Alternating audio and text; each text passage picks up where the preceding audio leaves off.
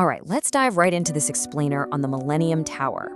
On the surface, you've got this magnificent 58-story skyscraper rising right out of the heart of San Francisco. I mean, it's an absolute marvel of concrete, glass, and steel. But beneath the surface, quite literally, we're looking at a terrifying structural crisis. Today, we're going to unpack exactly how a billion-dollar dream turned into a slow-motion disaster. We'll look at the engineering, the economics, and the human element of what actually happens when a massive skyscraper starts to fail. So check out this stark contrast. On one hand, you have the expectation, right? 58 stories of unparalleled billionaire luxury. This was absolutely supposed to be the ultimate address. But then you look at the reality, a sinking, tilting skyscraper. It's a terrifying physical reality that completely shatters that whole illusion of perfection. It's an incredible paradox. And to truly understand how we got here, well, we need to go back to what this building was originally meant to be. Section 1. San Francisco's luxury pinnacle, the ultimate address. When the Millennium Tower had its grand opening, it wasn't just your average apartment building. No, it was the absolute pinnacle of luxury West Coast living.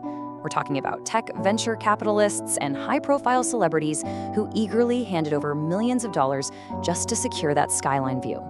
It was this massive concrete, glass, and steel dream built exclusively for the elite. And you know, why this matters is because it really sets the stakes. The higher the pedestal, the harder the fall. People weren't just buying apartments here, they were buying peace of mind, prestige, and what they assumed was top-tier engineering. Moving on to Section 2, the sinking reality. A terrifying discovery. Just a few short years after its grand opening, engineers made a totally shocking discovery. This massive concrete skyscraper had sunk nearly 18 inches into the soft mud below. I mean, take a second to really think about that. 18 inches. We aren't talking about a garden shed settling into the dirt in your backyard. We're talking about a 58-story residential tower. And it wasn't just sinking straight down either. It was sinking at an alarming rate and significantly tilting to one side. Imagine sitting in your multi-million-dollar living room and realizing the floor is literally sloping. Which brings us to the obvious question, how does this actually happen? Section 3, a fatal foundation flaw. A cost-saving decision. The engineering mechanics behind this failure are honestly fascinating.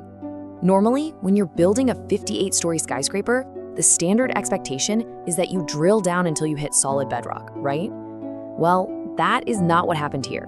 According to the structural reports, the developers made a cost-saving decision to anchor the foundation into shallow sand instead of drilling all the way down to that solid bedrock. We're looking strictly at the facts here from the source, and the fact is, prioritizing cost savings by using shallow sand and soft mud, that's the fatal flaw that triggered this entire crisis. But a failure of this magnitude is also a deeply human problem. Section 4, legal war and psychological horror, the human toll. The multi-layered complexity of this billion-dollar crisis really breaks down into three massive areas. First, you have the structural side, the very real physical danger of the sinking and tilting. Second, the legal side. This whole situation has erupted into high-stakes legal warfare. I mean, who's responsible? Is it the developers, the city? It is a billion-dollar blame game. And third, and perhaps the most visceral, is the psychological impact. What you should really take away from this is that beyond the blueprints and the messy lawsuits, there are real people living inside the structure every single day. This psychological horror of living inside a multi-million-dollar leaning tower of glass and steel. I want to slow down here for a second. Just put yourself in their shoes. You've spent millions of dollars on a dream home, and now you're trapped in this visceral, claustrophobic nightmare. Every little creak of the building, every marble that rolls across the slanted floor, it's a constant daily reminder that the massive structure surrounding you is fundamentally flawed. It's just a terrifying reality for these residents. Which leads us directly to the present day.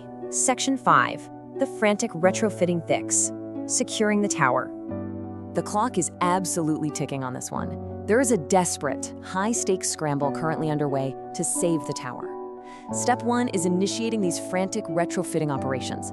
They obviously can't just tear it down, they have to fix it while it's still standing.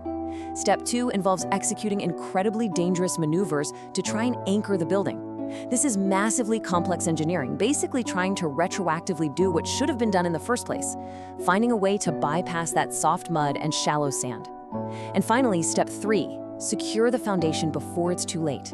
There is a very real point of no return here, and these engineering teams are working under immense pressure to prevent a total catastrophe. So all of this leaves a massive, looming question over the San Francisco skyline. Can this billion-dollar structural crisis ever truly be stabilized, or will these residents just always live in a leaning tower? Even if the frantic retrofitting works and the sinking completely stops, the psychological damage is already done, and that physical tilt remains. It's a fascinating, honestly terrifying look at ambition, cost-cutting, and, well, the raw power of gravity. I really hope this explainer gave you a clear, structured understanding of exactly what is happening beneath the Millennium Tower. Keep this question in mind the next time you look up at a towering skyscraper.